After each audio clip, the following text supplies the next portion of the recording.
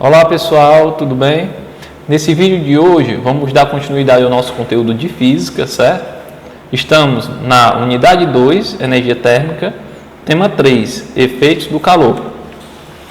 Pessoal, aconselho a quem não assistiu ainda o tema 2 e 1, que assistam, da unidade 2, porque esse aqui é um complemento, Então, no caso, eu vou falar de muitos conceitos que já foram explicados anteriormente, certo?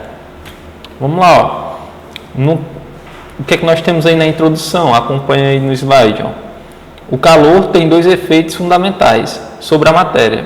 Pode alterar sua temperatura e seu tamanho ou mudar seu estado físico, entrando em ebulição, condensando, derretendo ou congelando substâncias, certo? Ou seja, a gente tem que se atentar o quê? Que o calor, não necessariamente, a gente imagina o quê? Que se a gente aquecer uma água, ela vai evaporar. E não é bem assim, Ela pode simplesmente mudar o volume e não evaporar. Então significa que existem materiais que, por exemplo, um pincel, por exemplo, é mais fácil a gente ver um pedaço de metal. Quer dizer, quando a gente aquece ele aumenta o seu tamanho, aumenta o seu volume? Sim, eles aumentam, A gente vai ver até isso mais na frente direitinho. Aí seria importante, a gente vai abordar parte por parte, termos ideia do que é ebulição, condensação, fusão. Nós vamos falar de tudo isso, que é o derretimento ou congelamento das substâncias, que é a solidificação, Neste tópico, você vai estudar com mais detalhes esses efeitos do calor sobre a matéria. Por exemplo, ele trouxe para a gente aí algumas indagações. Se o dia for de sol, o gelo absorve a energia dele? Ou seja, isso é uma pergunta interessante, bem caível lá na prova de vocês. Se o dia for de sol, o gelo absorve a energia dele? Certo? Ou seja, é o sol, o gelo absorve a energia do sol ou o gelo emite energia para o sol? Certo? O que acontece com o gelo quando ele estará recebendo a energia solar? As bebidas na lata absorvem a luz e o calor que vem do sol? Isso são algumas indagações que a gente vai poder responder no final dessa aula, certo? Bem, agora nós vamos para um tópico, o primeiro tópico, que é sobre mudanças de estado físico da matéria, Bem, pessoal, vamos ler aqui o primeiro parágrafo. O estado físico de uma substância é determinado pela ligação entre as moléculas que a constituem, dependendo da maior ou menor associação entre elas. A matéria é encontrada em três estados sólidos: sólido, líquido e gasoso. Pessoal, se vocês relembrarem a aula passada, eu falei que nos sólidos, ou seja, quando a água a gente utilizou esse exemplo, quando a água está congelada, quando ela está em forma líquida e quando ela está em forma sólida. Nesse caso, não, a gente já está falando de qualquer matéria, não só da água, Mas tem a mesma característica. Quando esse material ele se encontra no meio sólido, significa o quê? Que suas moléculas estão ligadas umas às outras com mais força, certo? E quando a gente dá energia para essa molécula, ela vai fazer o quê? Ela vai se movimentar mais rápido, E conforme a gente vai aumentando, sólido, líquido e gasoso, essa energia ela só vai aumentando, certo? As moléculas vão passando o quê? Até um grau de liberdade maior, de acordo com que a temperatura for aumentando. No estado sólido, as moléculas estão mais próximas e mais presas entre si do que no estado líquido. Já no estado gasoso, as moléculas que constituem o gás estão praticamente soltas no espaço. Quando uma substância muda de estado, sofre alterações em suas características macroscópicas, ou seja, volume e forma, E etc. Ou seja, quando a gente for falar de estados físicos da matéria, a gente tanto pode falar de maneira como é que eu posso dizer, macro, o que ele quer dizer com esse macro? Macroscópico, aliás, macroscópicos. O que é isso? É o que a gente consegue ver a olho nu. Microscópio é o que a gente consegue ver apenas por meio de tecnologia, certo? São partículas muito pequenas, não conseguimos ver a olho nu. Quando aumentamos a temperatura, tanto ocorrem fenômenos que dão para ver a olho nu, que são os fenômenos macroscópicos, como fenômenos que não dá para ver a olho nu, que são os fenômenos microscópicos, certo? No caso microscópico, o que acontece? O que eu acabei de falar, as partículas elas ficam mais próximas umas das outras, né? Se prendem melhor umas às outras, né? Isso do sólido para o gasoso, né? Então, quanto mais temperatura a gente colocar em um determinado material, mais essas moléculas tendem a se desorganizar, a se desprenderem, certo? É importante também, pessoal, observem na figura aí, ó, a gente poder entender essa passagem, ó, do sólido, vamos começar assim, ó, do sólido para o líquido, a gente chama de quê? Fusão, ó, certo? Do sólido para o líquido. Depois, do líquido para o vapor, a gente chama de vaporização, certo? Como tem aí na figura, ó.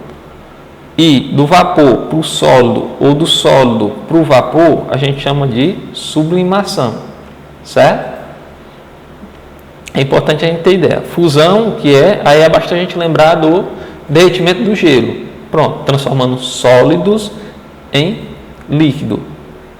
O outro caso, ó, vaporização, que é o líquido se transformando em gás, em vapor. A gente coloca sempre como exemplo a água para ficar mais fácil relembrar depois o que é sublimação, o que é fusão, o que é ebulição, né? A gente tem que saber cada termozinho desse, ó. Então vamos lá, ó. Se eu tenho um pedaço de gelo, uma pedra de gelo, e ela derrete, o que é que acontece? Se transforma em líquido, ela passou por um estado que a gente chama de fusão. Quando essa mesma água de líquido se transforma em vapor, quando a gente continua aquecendo, o nome disso é vaporização, certo? Ou ebulição. Vamos lá. E vamos fazer o processo inverso, ó. E quando temos um gás se transformando em líquido, isso acontece? Acontece. O exemplo disso é a chuva, pessoal. As nuvens, né, estão em que estado? No estado gasoso. O que é isso? As partículas estão mais longe umas das outras. Quando a temperatura aumenta, aliás, quando a temperatura diminui, a gente vai falar também com relação à pressão, mas não agora. Quando a temperatura diminui, ela faz o quê? Ela se condensa, elas se aproximam umas das outras e se transformam numa gota de água, certo? E do líquido para o sólido, solidificação, né? Então é importante a gente lembrar esses termos, sempre caem lá. Ó, pessoal, também tem outro modo da gente estudar as propriedades do líquido, ó, é por meio da forma, volume, interação molecular, dessas três maneiras que a gente pode caracterizar. Por exemplo, um sólido, ele tem forma definida ou não definida? Definida, né, pessoal? Por exemplo, vamos sempre levar em consideração a água, né? É o exemplo mais prático que a gente tem. Por exemplo, se eu colocar água em um recipiente redondo, quando ela solidificar, né, passagem do líquido para o sólido, ela vai ter uma forma definida? Ela vai ter a forma do cilindro, do recipiente que eu colocar. Se eu colocar água para congelar em um cilindro, né, ela vai ter forma de cilindro. Se eu colocar ela para congelar em uma bacia quadrada, por exemplo, né, ou em uma vasilha quadrada, o que é que acontece? Ela vai ter um formato quadrado, né? O volume também não muda. Como assim? 5 litros em uma garrafa de 10 litros, não, vamos colocar a garrafa de 2 litros. Se eu colocar 2 litros de água dentro de um copo, né, dentro de uma vasilha qualquer, dentro de um balde, por exemplo, e depois eu pegar esses 2 litros e colocar dentro de outro vasilhame, o que é que acontece? A água que estava dentro, ela aumentou seu volume? Ela diminuiu? Não, né? Ela permaneceu com a mesma quantidade de líquido, não aumentou nem diminuiu. Por isso que a gente diz o quê? Dizemos que no estado sólido a matéria tem forma definida, volume definido, certo? E a interação molecular, o que é isso? A forma como, vamos dizer assim, é como se as moléculas se atraíssem uma à outra, certo? Então, nessa questão da interação molecular, o que acontece nos sólidos? Essa interação é muito maior. As moléculas estão muito mais próximas umas das outras, né? Então, forma e volume bem definido, né? Vamos agora para o líquido. Ó. O líquido, a forma. Por exemplo, se eu colocar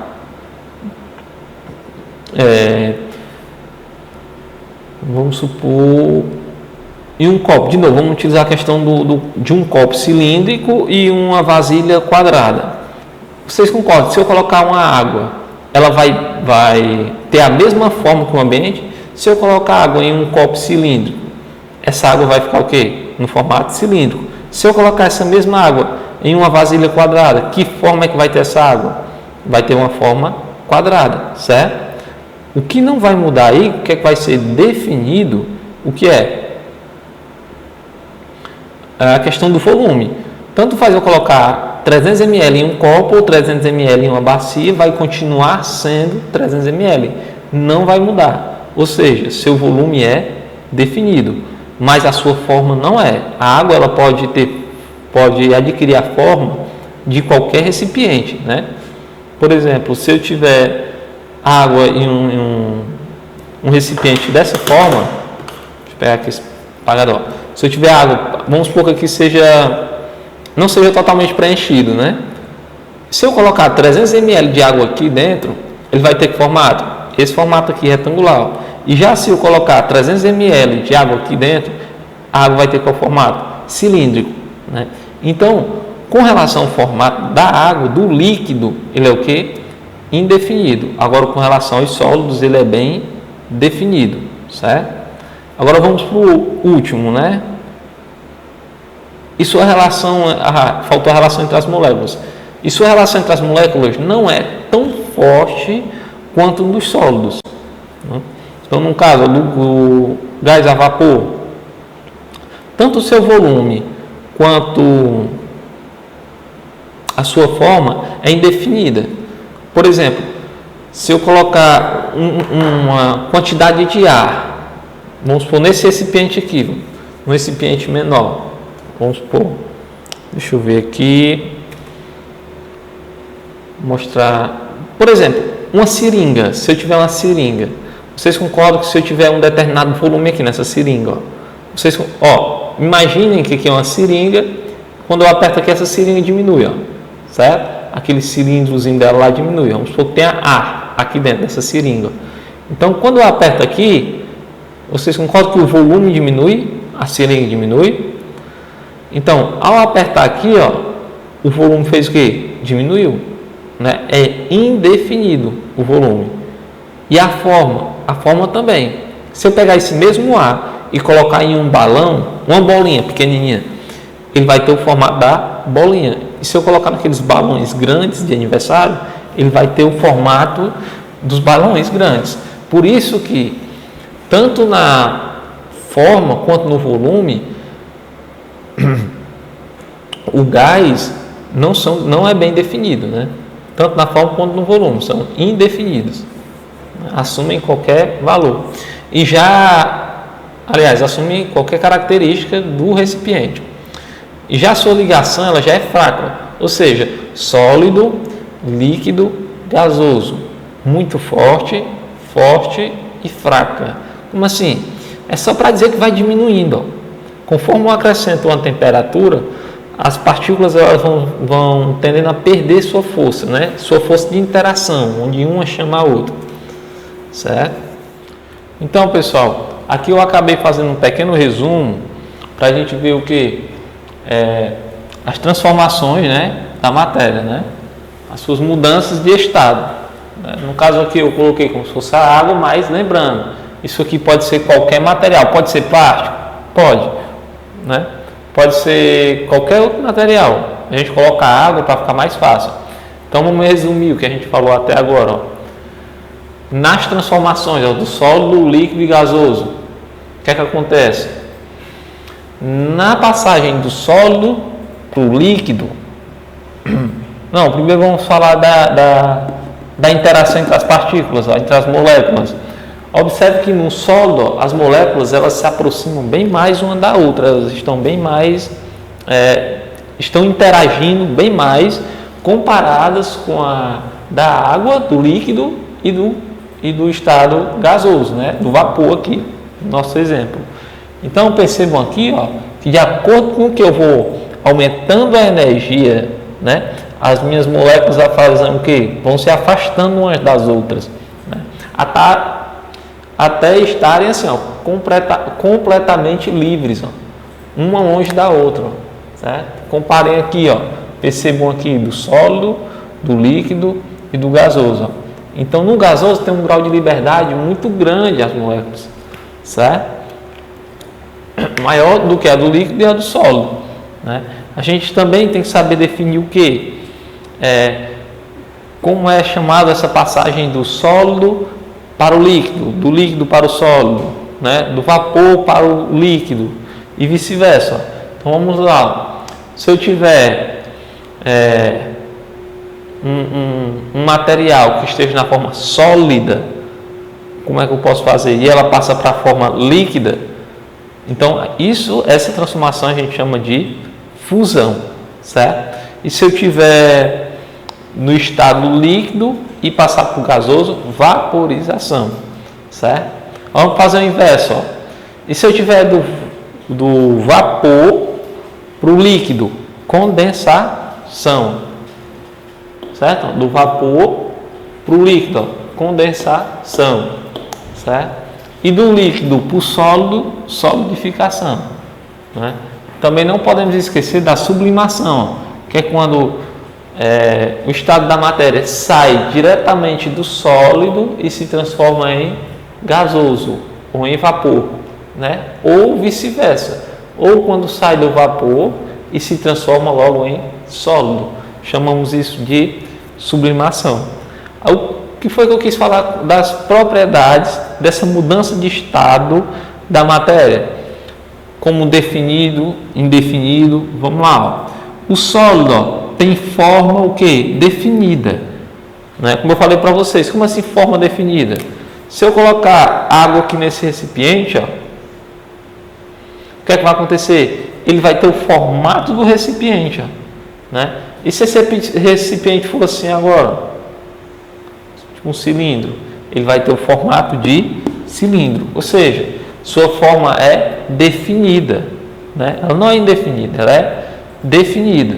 Vai o que? Vai ter a forma do objeto que está guardando ela, né? Que a contém. Então, no caso aqui, ó, tanto a forma é definida, né? Ó, depende do objeto que estiver guardando. E se tiver água em um balão assim, ó, pronto, a água vai ter forma cilíndrica, né? Então, a sua forma é bem definida e seu volume também é definido. Como assim? Volume é a quantidade, tipo, que ele ocupa em determinado espaço, né?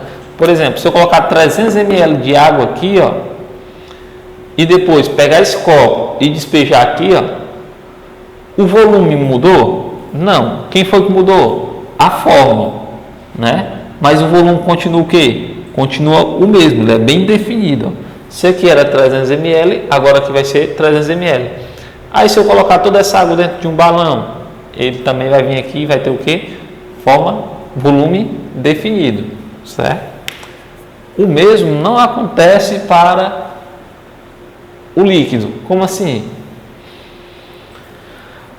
A forma do líquido, ó, aliás, eu acabei falando do líquido comparando com o sólido, né?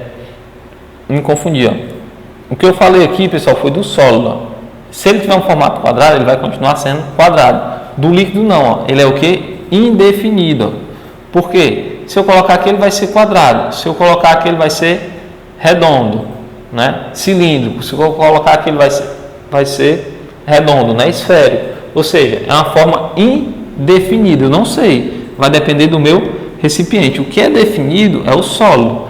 Por exemplo, se eu tiver um material sólido desse jeito aqui, ó, um quadrado de ferro ou de madeira.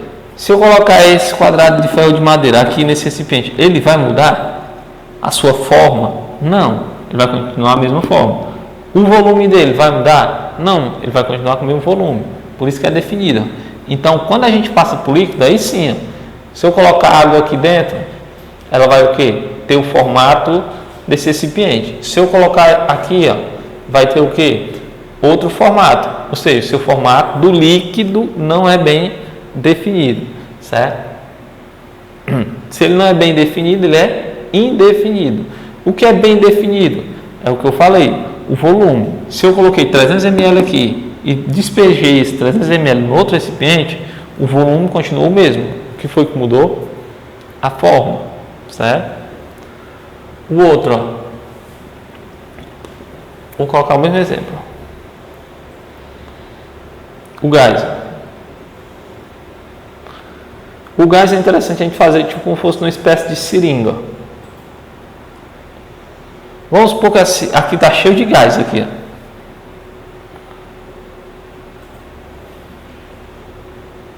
Certo? E eu vou apertar aqui, ó. Vamos supor que seja uma borracha, ó. Tem uma borracha bem aqui, ó. E eu vou apertar essa borracha, empurrando ela para lá. Ó. Vamos fazer outro desenho aqui, ó, como se ela já tivesse empurrada. Pronto, empurrou. Então, ó, observe, pessoal, que tanto o volume, aliás, tanto a forma quanto o volume do gás é indefinido. Aqui eu coloquei ele tipo uma seringa, né, dentro da seringa, né? Só para mostrar o que para vocês, que o volume dele é indefinido. Por quê? Eu posso apertar a seringa aqui e agora ele deixou de ocupar esse espaço grandão, que é o volume, e está ocupando um espaço menorzinho, ó, certo? Ou seja, no gás, tanto sua forma quanto o seu volume é indefinido, não tem como eu definir. Então quer dizer que eu posso pegar essas moléculas que estão aqui de ar, né, de gás, de vapor, e colocar isso em um balão grande? Tem, né? Porém, as moléculas vão ficar mais distantes ainda. Mas pode ser colocado. Ou seja, esse volume aqui variou, ele está em um ambiente bem maior, certo? Então ocorreu o que? Variação. Então, concluindo, tanto o gás possui a forma indefinida, quanto o volume também. Também vai ser o que? Indefinido. Bem, agora vamos falar sobre calor latente e calor sensível e calor latente. Acompanhem aí no slide de vocês. O calor fornecido a uma substância pode ser utilizado para elevar sua temperatura pelo aumento da energia cinética de suas moléculas ou para reorganizar toda a estrutura molecular do material, alterando seu estado físico. Ou seja, vamos entender essa parte. O que é que ele quer dizer com isso? Quando eu aumento a temperatura, o que é aumentar a temperatura? É colocar energia em um determinado material, que a gente já viu isso, calor, né? O que é calor? É energia em transição, em movimento. Por isso que é importante vocês terem visto as aulas anteriores, a primeira e a segunda. Então, esse calor que eu estou colocando em um determinado objeto, ele tanto pode fazer com que as moléculas se movimentem mais rápido ou com que se reorganizem. Como assim? Um sólido, uma água, por exemplo, se eu tiver uma água a 20 graus Celsius e aquecer ela a 50 graus Celsius, ela não mudou seu estado, ela continua o quê? Líquido, né? Agora, se eu aumento acima de 100 graus Celsius, ela vai se transformar em vapor, né? Então aí já é diferente. Ela já vai fazer o quê? Reorganizar suas partículas, né? E não aumentar o grau de agitação delas, né? Uma coisa é elas se agitarem, passarem a se movimentar mais rápido, e outra era elas mudarem sua estrutura, né? Da parte microscópica. Então vamos lá, continuando aqui, ó. Molecular alterando seu estado físico. Ó. Nesse caso, sua temperatura permanece constante até que se complete a transição.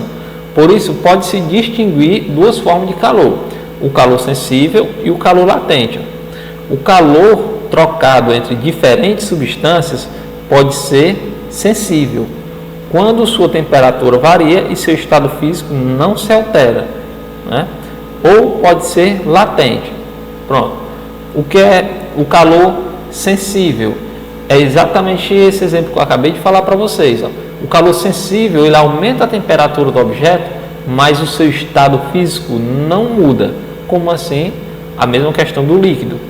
Se eu tiver uma água a 20 graus Celsius e aquecer essa água a mais 30 graus Celsius, para até chegar a 50 graus Celsius, o que é que vai acontecer? Ela não vai se transformar em vapor, não vai mudar seu estado físico. Porém, sua energia aumentou? Aumentou. Você colocou calor lá naquele material? Sim. Mas esse calor, quando não gera transformação no estado físico, a gente chama ele de calor sensível, né? Agora vamos ver o que é o calor latente. Quando sua temperatura permanece constante e seu estado físico se altera. Por exemplo, fusão, a gente acabou de ver o que era fusão. Ó. Por isso que é interessante a gente conhecer bem os conceitos anteriores para ir seguindo direitinho. Tanto na fusão, aí relembrando, o que é fusão? A passagem do líquido, aliás, do sólido para o líquido. Ou ebulição, que é a passagem do líquido para o gasoso, certo? Pronto, então a relação que a gente pode fazer é essa. Ó. Calor sensível, ele faz o quê? Ele aumenta a temperatura, mas não altera o estado físico. Já o calor latente mantém a temperatura e aumenta, aliás, e muda o estado físico. Então quer dizer que ele aumenta a temperatura, aliás, mantém a temperatura e aumenta o estado físico. Então quando a água chega em 100 graus Celsius, quer dizer que ele não tem mais temperatura? Não, pessoal, ele quer dizer por um instante. Por um determinado momento, a temperatura permanece o quê? A mesma, porém, a organização das moléculas muda, né? Então, vamos lá. Resumindo, calor sensível, o estado da matéria não muda. Calor latente, o estado da matéria muda. É interessante vocês olharem esse outro slide aí, ó, que tem essa tabela, esse gráfico, ó, que a gente consegue perceber melhor o que é um calor sensível e o que é um calor latente, ó, né? Observem, ó, no primeiro quadrozinho, no azul mais claro que tem, ó, percebam que foi do estado sólido, ó, a temperatura foi aumentando, vamos dizer que ele tivesse a menos 10 graus Celsius, aí foi aumentando, menos 9, menos 10, menos 8, menos 7, menos 5, e assim a temperatura foi aumentando, ó, certo? Aumentando a temperatura. Então, quando chegou em zero, o que foi que aconteceu? Ó? Tinha água, o gelo começou a, o quê? A se transformar em água. A temperatura permaneceu ali em 100 graus Celsius, enquanto o gelo se transformava em água, com a mesma temperatura, 100 graus Celsius, não mudou nada. Ele só passa a mudar de novo quando ele vai passar o quê? Do estado líquido para o estado gasoso. Ou seja, quando todo o gelo já tem derretido ali, ficou só o líquido, o que acontece? Ele passa do 0 graus até os 100 graus. Ó. Percebam que o gráfico aí está aumentando. Ó. Ele foi de 0 a 100, ó, aos poucos. Nesse instante aí, ó, o que foi que aconteceu? O estado físico permaneceu o mesmo? É o mesmo líquido? Tinha gás? Não. Então, o que foi aplicado aí foi o calor sensível. Aí, de novo, vem um calor latente, ó, que é quando mantém a temperatura, porém a água está se transformando em vapor, né? E depois o vapor, que é quando o estado gasoso, né?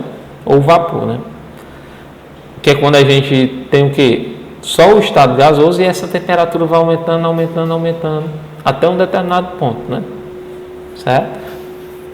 Resumo geral, conceituando as coisas: calor sensível não muda o estado da matéria, calor latente muda o estado da matéria. Então, pessoal, agora vamos ver, ó, nesse próximo slide, o que? A quantidade de calor sensível, né? As características do calor sensível. Acabamos de definir o que é calor sensível e o que é calor latente, agora vamos estudar as suas propriedades, né? Quando é fornecido calor a uma substância e ela muda de temperatura, mas continua no mesmo estado, a energia recebida se chama de calor sensível.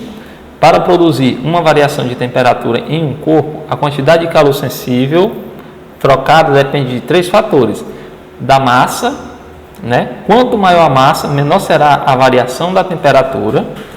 Opa, o que é que ele quer dizer com isso? O calor sensível vai depender da massa. Como assim? Se eu tiver um isqueiro aceso, né? Uma vela, é mais fácil uma vela aquecer uma panela pequena, ou uma panela com água, né? Uma panela pequena com água, ou uma panela bem grande com água. É mais fácil ela aquecer o quê? A panela pequena com pouca água, né? Por quê? Quanto menor a sua massa, mais fácil vai ser o quê? Esquentar a água, né? Ou seja, o calor sensível, ele está associado à massa dos objetos. Outro, calor específico do material que constitui o corpo. Aquecer 1 kg de água é diferente de aquecer 1 kg de ferro, por exemplo. Ou seja, o que é isso? Calor específico do material. É mais fácil eu transformar água, água sólida, né, congelada, em líquido, do que eu derreter chumbo, derreter ferro. Ou seja, o calor específico do ferro, do chumbo, ele é bem maior, né? O que é esse calor específico? É a quantidade de calor necessária para que eu aumente a temperatura daquele material em 1 grau, certo? Como assim? Qual a quantidade de calor sensível para que eu transforme uma determinada quantidade de água, por exemplo, vamos supor que tenha 1 litro de água. Qual a quantidade de calor sensível, né, necessário para que eu transforme a temperatura daquela água de 20 graus Celsius para 21 graus Celsius, né? Vai depender de quem? Do calor específico, que é uma característica de cada material. Tem material que é mais fácil de derreter, né, transformado em sólido, em líquido, do que outros. Vou falar de 3 diferentes aqui, ó. Tem a água, que é a mais fácil da gente visualizar. Tem um plástico, a gente sabe derreter o plástico, ele vai virar líquido. E tem um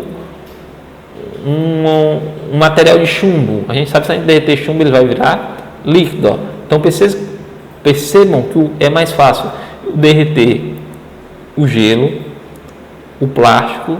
Aliás, é mais fácil derreter o gelo, aí vai dificultando, né? Depois é mais difícil eu derreter o quê? O plástico, e depois é mais difícil eu derreter o chumbo. Por quê? Porque o coeficiente de calor sensível deles são maiores. Para que eles aumentem a temperatura, 1 grau de temperatura, é necessário um valor bem maior de energia. Então vamos lá, ó. E o próximo, variação de temperatura produzida.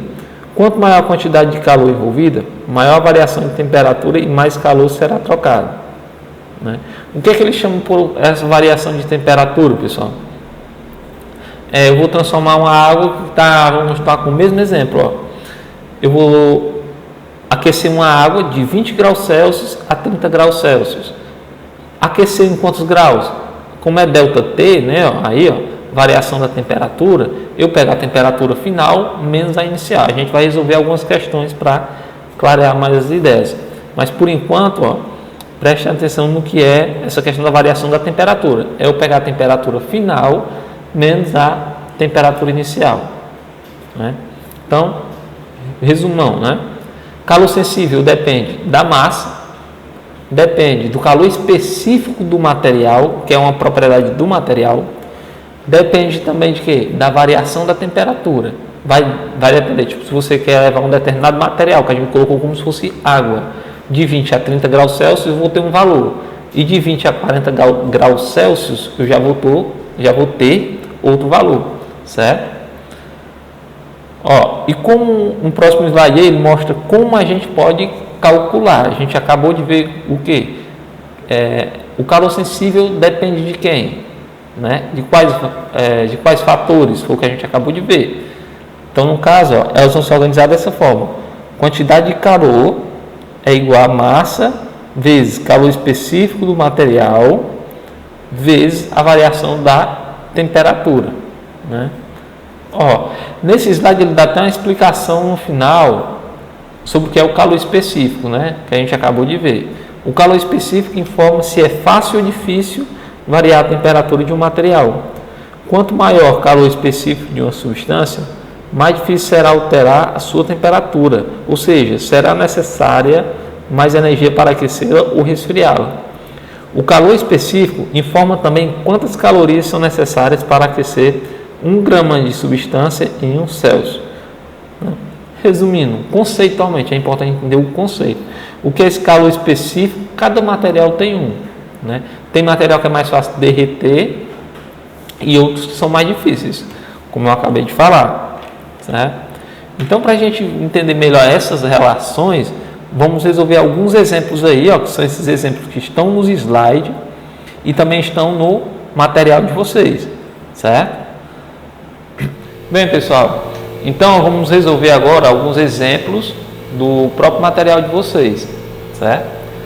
O primeiro exemplo diz o seguinte, ó: qual é a quantidade de calor necessária para aquecer 200 gramas de água de 25 centímetros, olha, 25 graus Celsius a 75 graus Celsius?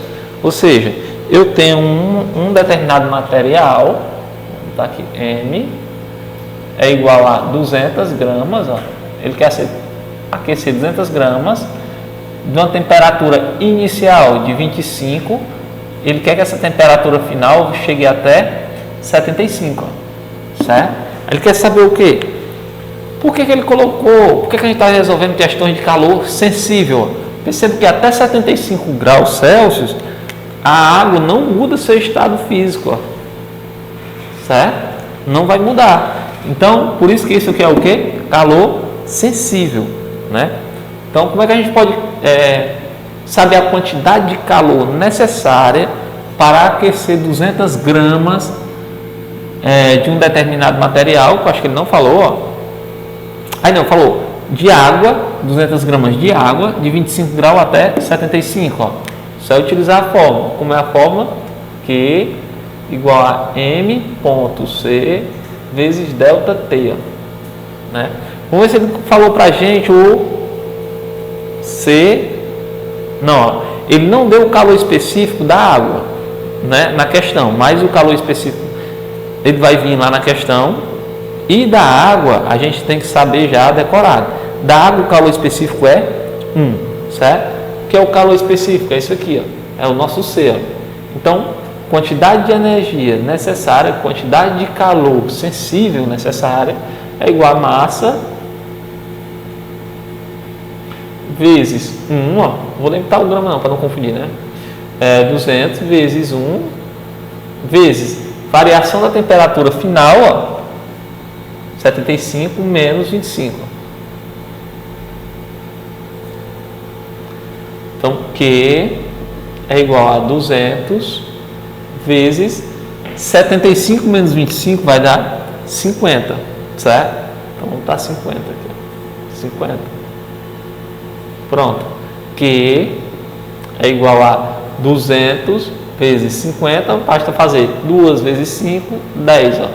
E acrescenta os 3 zeros. Certo? 10.000 o quê?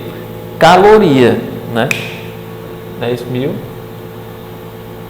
10. Falta acrescentar mais um zero, ó. Por quê? 2 vezes 5 é 10, ó. Então tem que acrescentar esses 2 zeros mais esse. Então dá 10.000 caloria. O resultado pode vir diferente? Pode. Pode vir assim, ó. Q igual a 10 quilocaloria. Quando vem esse K de quilo, o que é isso? Significa que o número está multiplicado por 1000, ou então ele pode vir assim, ó. Ou ele vem multiplicado por 1000, né, que vai dar 10.000, ou ele vem dessa forma, Q é igual a 10 vezes 10 elevado a 3, que é 1000 calorias. Certo? Escrevi só de maneira diferente, ó. É o mesmo resultado. É só para explicar a vocês o que é esse K de quilocaloria. Tranquilo, né, pessoal? Até aqui?